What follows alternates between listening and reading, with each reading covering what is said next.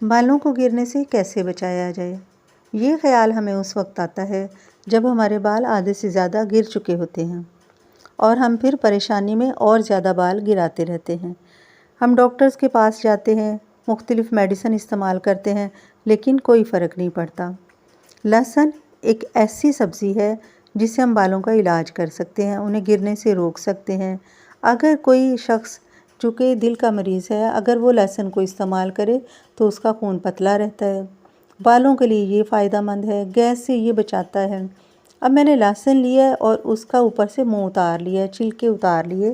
साथ मैंने सरसों का ऑयल लिया है। ऑयल मैंने इस मिकदार में लिया है जो कि 2 बार इस्तेमाल किया जा सके, क्योंकि ये लहसुन जब हम ऑयल में इस्तेमाल करते हैं तो ये हफ्ते में 2 बार से ज़्यादा नहीं लगाना चाहिए। अब मैंने इसको ग्राइंड करना है। लहसुन को हम ग्राइंड करने के लिए ग्राइंडर मशीन में डालेंगे।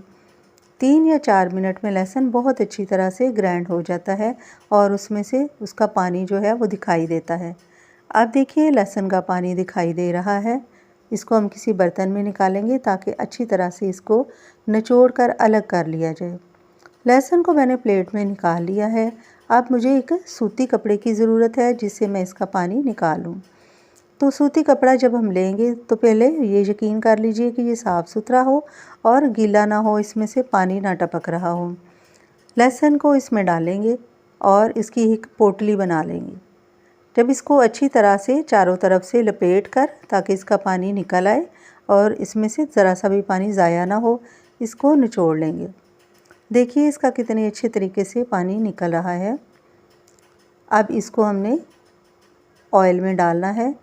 कभी भी लहसुन का पानी इस तरह बालों में इस्तेमाल ना करें कि अगर हम इस तरह इस्तेमाल करेंगे तो इसका ज़्यादा अच्छा असर पड़ेगा। ये हमारी स्किन को हार्श करेगा और सम टाइम रेड दाने भी निकल आएंगे उसके ऊपर और जलन भी महसूस होगी। ये देखिए अब हम इसको सरसों के तेल में डाल सकते हैं। इसको हमने इसमें मिक्स कर लिया। आप इसमें कोकोनट का ऑयल भी डाल सकते हैं और अगर आप डालना चाहें तो आप बादाम रोगन के 2-3 कतरे वो भी डाल सकते हैं।